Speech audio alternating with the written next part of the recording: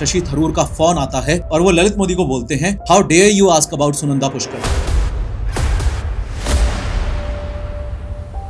तभी स्पीच देने से जस्ट पहले उनको बताया जाता है कि आपको बीसीसीआई, आईपीएल और सभी क्रिकेट एसोसिएशन से सस्पेंड किया जाता है।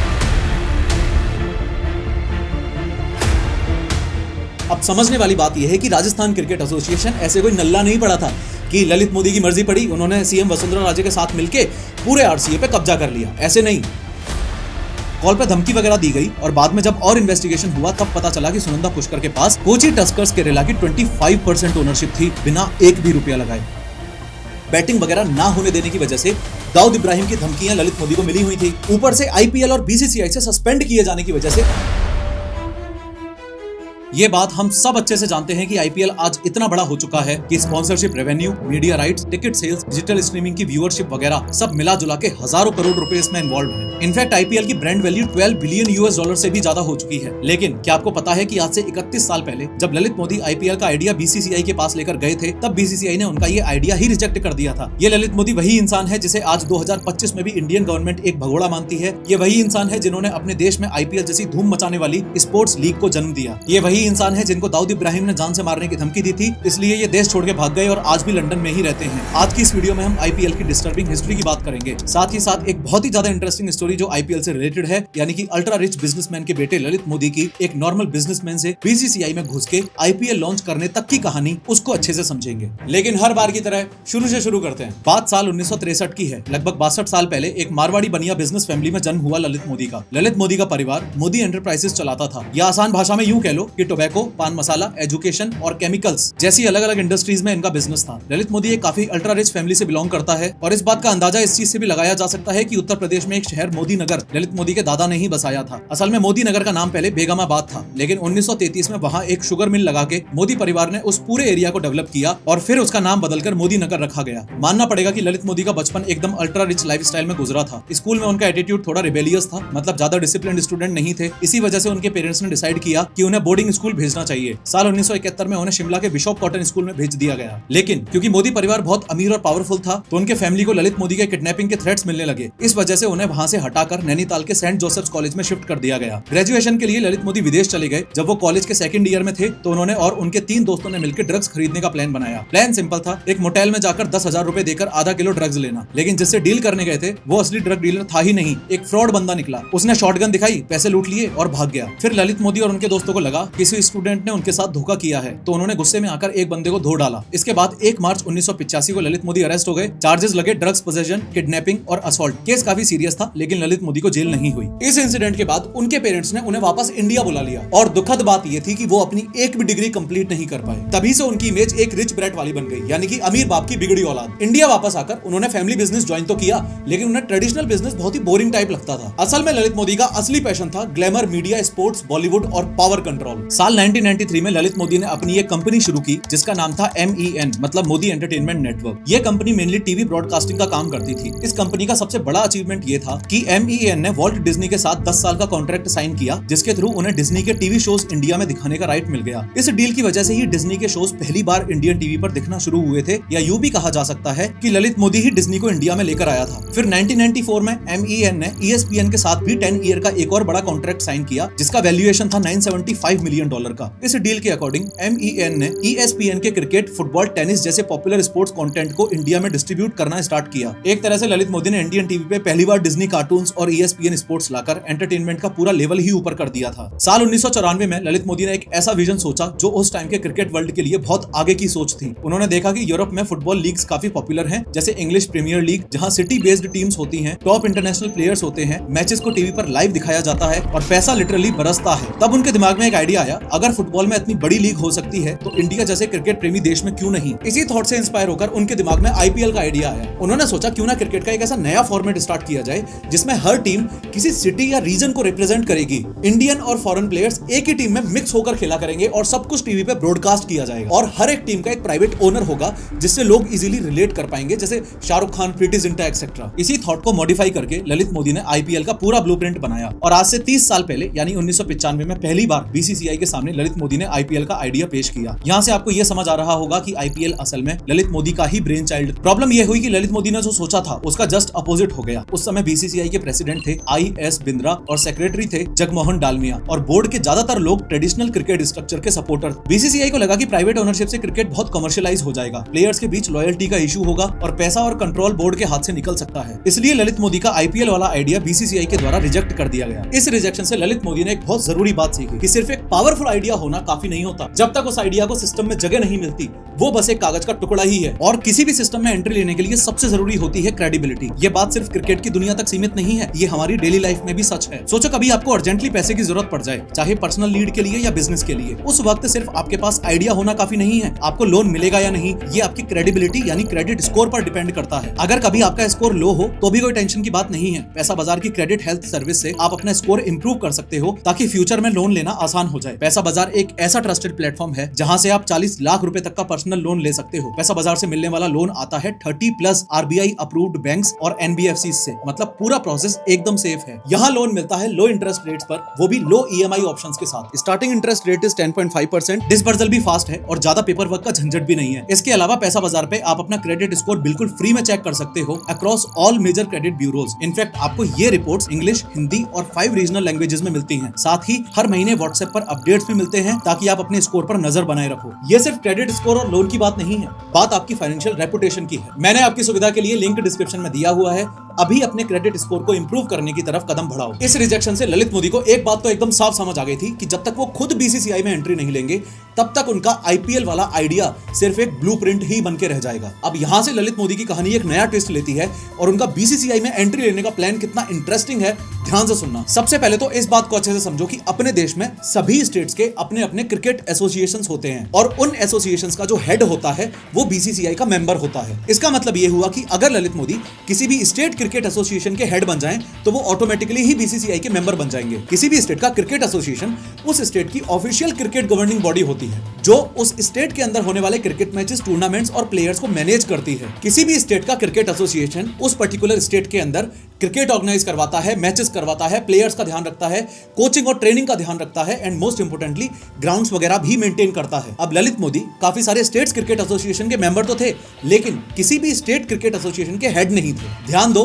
बीसीसीआई का मेंबर बनने के लिए किसी भी स्टेट क्रिकेट एसोसिएशन का हेड बनना पड़ेगा, सिर्फ मेंबर बनने से काम नहीं चलेगा। अब ललित मोदी के साथ दिक्कत यह थी कि वो Goa cricket association, Himachal Pradesh cricket association, Orissa cricket association के मेंबर्स तो थे लेकिन किसी भी एसोसिएशन के हेड नहीं बन पा रहे थे। फिर ललित मोदी ने अपना निशाना बनाया राजस्थान क्रिकेट एसोसिएशन को। असल में बात 2003 की है। 1 दिसंबर 2003 को वसुंधरा राजे राजस्थान की चीफ मिनिस्टर बनती हैं। ध्यान दो कि वसुंधरा राजे और ललित मोदी दोनों के पास्ट में काफी अच्छे फैमिली रिलेशंस रहे थे, इसलिए इनके बीच काफी सॉलिड कनेक्शंस थे। 1 दिसंबर 2003 को वसुंधरा राजे सीएम बनी और 3 दिन बाद 4 दिसंबर 2003 को हुई सेलिब्रेशन पार्टी में उन्होंने कई इलीट क्लास लोगों को इन्वाइट किया था जिनमें से एक ललित मोदी भी थे। ये दिसंबर 2003 का ही दिन था जब ललित मोदी ने यह डिसाइड किया कि राजस्थान क्रिकेट एसोसिएशन ही पूरे इंडिया में वो क्रिकेट एसोसिएशन है जिस पे ललित मोदी को कब्जा करना था, क्योंकि जिस स्टेट की चीफ मिनिस्टर के साथ ही आपकी अच्छी दोस्ती हो उस स्टेट के क्रिकेट एसोसिएशन के हेड बनने में 10 गुना ज्यादा आसानी होगी। अब समझने वाली बात यह है कि राजस्थान क्रिकेट एसोसिएशन ऐसे कोई नल्ला नहीं पड़ा था कि ललित मोदी की मर्जी पड़ी उन्होंने सीएम वसुंधरा राजे के साथ मिलकर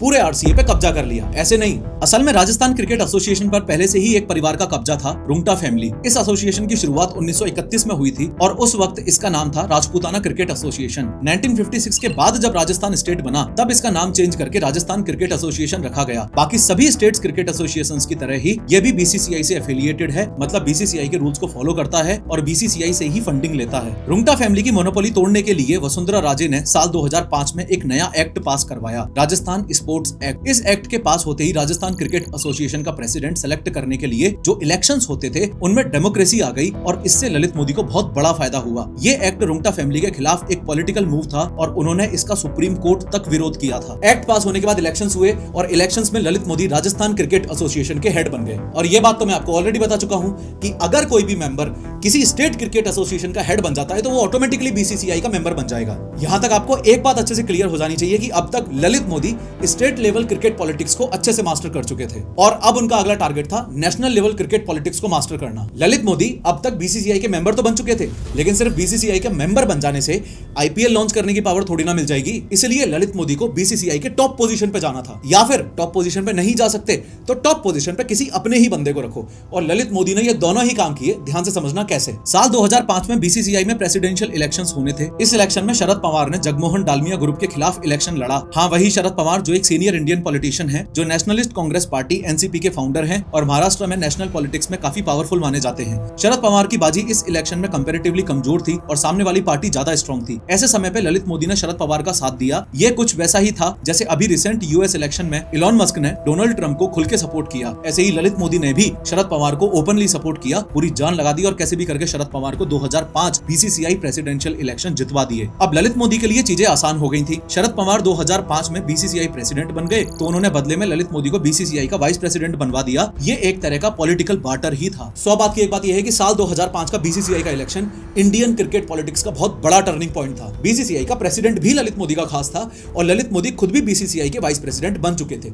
अब ललित मोदी को आईपीएल लॉन्च करने से कोई नहीं रोक सकता था। देखो, ये भी एक सोचने वाली बात है कि क्रिकेट इंडिया का नेशनल गेम ना होते हुए भी एक रिलीजन की तरह ही फॉलो किया जाता है। देश की प्रॉब्लम्स और स्ट्रेस के बीच क्रिकेट लोगों के लिए एक रिलीफ, यूनिटी और होप का सोर्स बन चुका है। 1983 वर्ल्ड कप जीतने के बाद पूरे देश में क्रिकेट का क्रेज फैल गया। लोगों ने क्रिकेट को नेशनल प्राइड के रूप में देखना शुरू किया। सचिन तेंदुलकर जैसे आइकन्स ने इस गेम को और पॉपुलर बनाया और टीवी और मीडिया ने इस क्रेज को घर घर तक पहुंचा दिया। ललित मोदी के हिसाब से कुछ ना कुछ तो ऐसा था जो अभी भी इंडियन क्रिकेट में मिसिंग था। Being a visionary businessman, Lalit Modi को यह चीज साफ साफ दिख रही थी कि क्रिकेट बोर्ड्स अभी भी इंडिया में उतना पैसा नहीं बना पा रहे हैं जितना पैसा वो डिजर्व करते हैं। All in all Indian cricket को लोग प्यार तो करते थे, लेकिन ललित मोदी को अभी भी इसमें मसाले की कमी दिख रही थी। ललित मोदी कुछ ऐसा करना चाहते थे जिससे सिर्फ पुरुष ही नहीं, औरतें और बच्चे भी क्रिकेट में हद से ज्यादा इंटरेस्ट लेने लगे। और आईपीएल का ब्लूप्रिंट असल में इसी मार्केटिंग स्ट्रेटेजी पर आधारित था। जैसे अपने देश में एक तरफ क्रिकेट का पागलपन बढ़ता जा रहा था, वैसे ही दूसरी तरफ बॉलीवुड का पागलपन भी पीक पे जा रहा था। आईपीएल के थ्रू ललित मोदी क्रिकेट में Bollywood plus glamour plus business का तड़का लगा के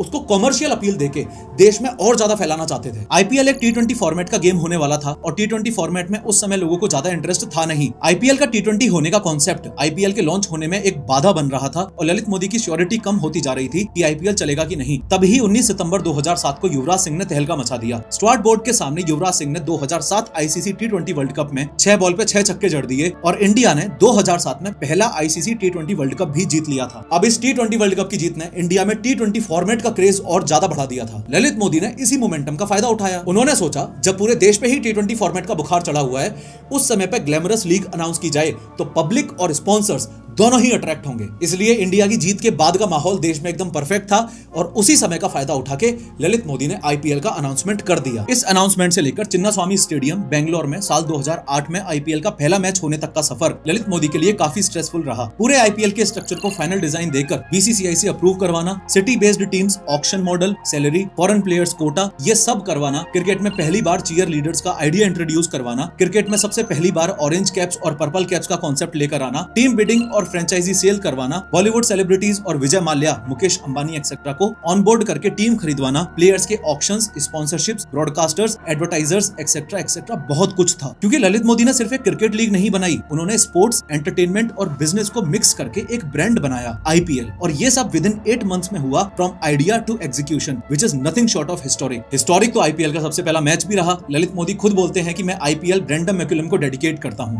I dedicated the IPL to Brendan McCullum. 18 April 2008 IPL का पहला match Kolkata night Riders versus royal Challengers Bangalore और ब्रेंडन मैकुलम ने ठोके 158 रन, नॉट आउट 73 बॉल्स पे। 216 के स्ट्राइक रेट के साथ ये इनिंग्स इतनी आइकॉनिक थी कि आईपीएल का पहला मैच ही ब्लॉकबस्टर बन गया। फिर 1 जून 2008 को फाइनल हुआ, राजस्थान रॉयल्स जीती और ओवरऑल आईपीएल का पहला सीजन सुपर हिट हुआ। पूरे देश ने जमकर आईपीएल को प्यार दिखाया। ललित मोदी ने जो सोचा था उससे ज्यादा ही पैसा बना और एक बात क्रिकेट बोर्ड्स को साफ हो गई थी कि अब आईपीएल रुकना नहीं चाहिए। लेकिन बीसीसीआई वालों को कहां पता था कि अगले सीजन में यानी कि साल 2009 में होने वाले आईपीएल सीजन 2 में कांग्रेस की सरकार आईपीएल इंडिया में होने ही नहीं देगी। असल में हुआ ये कि साल 2009 में अपने देश में जनरल इलेक्शंस थे और आईपीएल की डेट और जनरल इलेक्शंस की डेट क्लैश कर रही थी। आईपीएल 19 अप्रैल से 23 मई तक होने थे और जनरल इलेक्शंस की डेट आई थी 16 अप्रैल से 13 मई तक। असल में कांग्रेस सरकार को दिक्कत आईपीएल से नहीं थी, दिक्कत इस बात से थी कि अगर जनरल इलेक्शंस हो रहे हैं देश में तो आईपीएल और आईपीएल के प्लेयर्स, टीम्स एक्सेट्रा के लिए सिक्योरिटी प्रोवाइड करवाना पॉसिबल नहीं है। इसलिए होम मिनिस्टर पी चिदम्बरम ने ललित मोदी को बोला कि तुम आईपीएल सीजन को कुछ वीक्स के लिए पोस्टपोन कर दो। अब आईपीएल डिले करना भी ललित मोदी के लिए पॉसिबल नहीं था क्योंकि अप्रैल मई में ही व्यूअरशिप का पीक टाइम होता है। पीक टाइम इसलिए भी क्योंकि बोर्ड एग्जाम्स वगैरह खत्म होते हैं, गर्मियों की छुट्टियां शुरू होती हैं, इसलिए लोगों के लिए आईपीएल के हिसाब से अपना शेड्यूल सेट करना आसान होता है, दस मोर व्यूअरशिप। फॉलोइंग दिस बीसीसीआई ने बोला कि हम आईपीएल तो डिले नहीं करेंगे, अगर तुम सिक्योरिटी प्रोवाइड नहीं करोगे तो हम आईपीएल के सारे मैचेस नॉन कांग्रेस स्टेट्स में करवा देंगे। इसके रिस्पांस में कांग्रेस सरकार ने बोला कि अगर तुम नॉन कांग्रेस स्टेट्स में आईपीएल करवाओगे तो हम तुम्हें बीएसएफ सिक्योरिटी नहीं देंगे। इस सब की वजह से आईपीएल का सेकंड सीजन इंडिया में हो ही नहीं पाया और आईपीएल का सेकंड सीजन बीसीसीआई को साउथ अफ्रीका में करवाना पड़ा। पॉलिटिक्स भी काफी हो रही थी। इसी पर late BJP leader Arun Jaitley ने यह टॉन्ट भी मारा कि जब चिदम्बरम फाइनेंस मिनिस्टर थे तो देश की इकोनॉमी रिस्क पे थी और अब वो होम मिनिस्टर हैं तो देश का क्रिकेट भी रिस्क पे आ गया है। जैसे तैसे आईपीएल का सीजन 2 भी फिनिश हुआ और भले ही वो अपने देश में ना हुआ हो फिर भी इंडियंस के लिए वो सुपर हिट रहा। आईपीएल के सीजन 3 के लिए यानी कि साल 2010 वाले आईपीएल के लिए दो नई टीम्स और ऐड होनी थी। एक तो थी पुणे वॉरियर्स इंडिया और दूसरी टीम थी कोची टस्कर्स केरला। अब Pune warriors India IPL team को तो ललित मोदी ने आईपीएल का कमिश्नर होने के नाते वेरिफिकेशन करके क्लियर अप्रूवल दे दिया, लेकिन कोची की टीम में एक छोटा सा डाउट आ रहा था, इसलिए ललित मोदी को उस टीम को साइन करने से पहले या यूं कह लो कि उसको अप्रूव करने से पहले अच्छे से वेरिफिकेशन करना था। अब इस बात को समझो कि ऑलमोस्ट सभी केसेस में ऐसा होता है कि कभी भी एक सिंगल बंदा आईपीएल की टीम को ओन नहीं करता। वो एक बंदा उस टीम का चेहरा जरूर हो सकता है लेकिन ओनरशिप डिस्ट्रीब्यूटेड होती है। फॉर एग्जांपल सबको लगता है कि केकेआर शाहरुख खान की ही टीम है, लेकिन असलियत यह है कि शाहरुख खान का केकेआर में सिर्फ 55% स्टेक ही है। रिमेनिंग 45% स्टेक जूही चावला और उनके हस्बैंड जय मेहता का है। सिमिलरली काफी लोगों को लगता है कि सिर्फ प्रीति जिंटा ही किंग्स 11 पंजाब की अकेली ओनर हैं, लेकिन असलियत यह है कि प्रीति जिंटा के पास तो सिर्फ 23% ही ओनरशिप है। किंग्स 11 पंजाब की रिमेनिंग ओनरशिप उनके एक्स बॉयफ्रेंड नेस वाडिया के पास, प्लस डाबर ग्रुप के मोहित बरबान के पास, प्लस अपीजा ग्रुप के करण पॉल के पास भी है। ऐसे ही 2010 में ये जो कोची टस्कर्स नाम की नई आईपीएल टीम ऐड होने वाली थी, इसकी ओनरशिप टोटल 12 लोगों के पास थी। अब कोची टस्कर्स केरला की वेरिफिकेशन में ललित मोदी को डाउट हो रहा था, इसलिए उसने 12 के 12 लोगों की मीटिंग बुलाई। सरप्राइजिंगली 11 लोग तो आए, लेकिन 12th पर्सन जो कि एक सुनंदा पुष्कर नाम की महिला थी, जो उस समय शशि थरूर की गर्लफ्रेंड थी और आगे चल के उनकी वाइफ बनी, वो नहीं आई थी। तो ललित मोदी ने जब इस सब के बारे में पूछा और लास्ट में इस 12वीं एब्सेंट महिला के बारे में पूछा तो 11th पर्सन जो था यानी कि गायकवाड़, वो मन से बात बनाकर बोलता है कि ये जो महिला है वो मेरे फादर के नोन में है। ये महिला जम्मू कश्मीर में रहती है, एक हाउसवाइफ है और उनका हस्बैंड ऑटो इंडस्ट्री में काम करता है। फर्दर वेरिफिकेशन के लिए ललित मोदी को गायकवाड़ के फादर से बात करनी पड़ी। थोड़ी बहुत बात हुई, लेकिन इस 12th महिला के बारे में कोई खास क्लैरिफिकेशन नहीं मिला। शॉकिंगली कुछ देर के बाद ललित मोदी के पास इंडिया के minister of external affairs Shashi Tharoor का फोन आता है और वो ललित मोदी को बोलते हैं, how dare you ask about Sunanda Pushkar. Call पे धमकी वगैरह दी गई और बाद में जब और इन्वेस्टिगेशन हुआ तब पता चला कि सुनंदा पुष्कर के पास कोची टस्कर्स केरला की 25% ओनरशिप थी, बिना एक भी रुपया लगाए। इसका मतलब कहीं ना कहीं कोई ना कोई धांधली तो कोची टस्कर्स में चल ही रही थी, लेकिन फिर भी ललित मोदी को under pressure Kochi Tuskers team के अप्रूवल का साइन करना पड़ा क्योंकि बीसीसीआई के उस समय के प्रेसिडेंट शशांक मनोहर ने उनके ऊपर दबाव डाला था। खैर, इस पूरे इंसिडेंट की ललित मोदी ने बाद में पोल खोल दी, जिसकी वजह से शशि थरूर पे मीडिया और पॉलिटिकल प्रेशर आने लगा था और 18 अप्रैल 2010 को कोची आईपीएल फ्रेंचाइजी में कंट्रोवर्शियल इन्वॉल्वमेंट होने की वजह से थरूर ने एक्सटर्नल अफेयर्स मिनिस्टर के पद से रिजाइन कर दिया। आईपीएल को लेकर क्रिकेट बोर्ड के अंदर और बाहर पॉलिटिक्स तो लगातार चल ही रही थी, लेकिन आईपीएल खुद में ऐसा खतरनाक जबरदस्त आइडिया था कि उसका हर अगला सीजन हिट पे हिट हो रहा था। सिमिलरली साल 2010 वाला आईपीएल सीजन 3 भी सुपर हिट रहा और फाइनल्स के बाद ललित मोदी जब अपनी स्पीच देने जा रहे थे, तभी स्पीच देने से जस्ट पहले उनको बताया जाता है कि आपको बीसीसीआई, आईपीएल और सभी क्रिकेट एसोसिएशन से सस्पेंड किया जाता है। इसके बाद ललित मोदी ने अपनी स्पीच पूरी की और जिस आईपीएल को अपने हाथों से पाल पोसकर बड़ा किया था, उसी आईपीएल से जिंदगी भर के लिए नाता तोड़ने के उस मूवमेंट का एहसास किया। अब ललित मोदी के लिए इंडिया में रहना सेफ नहीं था क्योंकि एक तो पहले ही आईपीएल में बैटिंग वगैरह ना होने देने की वजह से दाऊद इब्राहिम की धमकियां ललित मोदी को मिली हुई थी। ऊपर से आईपीएल और बीसीसीआई से सस्पेंड किए जाने की वजह से उनकी सिक्योरिटीज भी हटा दी गईं। फॉलोइंग दिस अपने आप को सिक्योर करने के लिए ललित मोदी ने देश छोड़ दिया और लंदन भाग गए। भाग गए शब्द का इस्तेमाल मैं इसलिए कर रहा हूं क्योंकि आज 2025 में भी इंडियन गवर्नमेंट के हिसाब से ललित मोदी को एक भगोड़ा माना जाता है। याद है मैंने आपको बताया था कि 2009 वाला आईपीएल ललित मोदी को साउथ अफ्रीका में करवाना पड़ा था। अब चूंकि बीसीसीआई टेक्निकली एक प्राइवेट ऑर्गेनाइजेशन ही है तो उन्हें साउथ अफ्रीका में मैचेस करवाने के लिए किसी की परमिशन नहीं चाहिए थी, लेकिन साउथ अफ्रीका में जो आईपीएल का सीजन 2 करवाया दिखाया गया था उसमें जो हजारों करोड़ रुपए इन्वॉल्व थे, उस पैसे के ट्रांसफर करने के लिए तो आरबीआई की परमिशन चाहिए थी ना। तो बीसीसीआई ने उस टाइम वो परमिशन नहीं ली, जिसका ब्लेम ललित मोदी पर आया और फीमा एक्ट के अंडर उन पर मनी लॉन्ड्रिंग के चार्जेस लगे। ललित मोदी पे सबसे बड़ा इल्जाम ये भी था कि उन्होंने पैसे का हिसाब किताब सही से नहीं रखा, जैसे ब्रॉडकास्टिंग राइट्स और टीम ऑक्शंस में कुछ अपने फायदे के लिए छुपा के डील्स किए। ललित मोदी के अगेंस्ट ये भी चार्जेस हैं कि उन्होंने कुछ कंपनी, अपने फैमिलीज और फ्रेंड्स को एक्स्ट्रा बेनिफिट्स दिए और खुद भी उस पूरे प्रोसेस में पैसा बनाया बिना प्रॉपर अप्रूवल के। ये पर्टिकुलर वीडियो आपको ये बताने के लिए नहीं है कि ललित मोदी कोई बहुत गलत इंसान है या फिर कोई बहुत महान इंसान है। जिन आईपीएल मैचेस को हमें से टीवी और मोबाइल से चिपक चिपक के देखते हैं ना, उन आईपीएल मैचेस की शुरुआत कैसे हुई, उसकी इंटरेस्टिंग बट डिस्टर्बिंग हिस्ट्री बताने के लिए ये वीडियो मैंने आप लोगों के लिए बनाया था। आपके भी अगर ऐसे कई सपने हो तो ध्यान रखो, एक स्ट्रॉन्ग क्रेडिट स्कोर आपके सपने पूरे करने में आपकी मदद कर सकता है। इसलिए पैसा बाजार पर अपना क्रेडिट स्कोर चेक करते रहो, क्योंकि यहाँ आपका हर सपना सच होगा। खैर, इस वीडियो में मैंने 3D एनिमेशन की मदद से पार्लियामेंट अटैक की पूरी प्लानिंग एक्सप्लेन की है, क्लिक करो और जरूर देखो।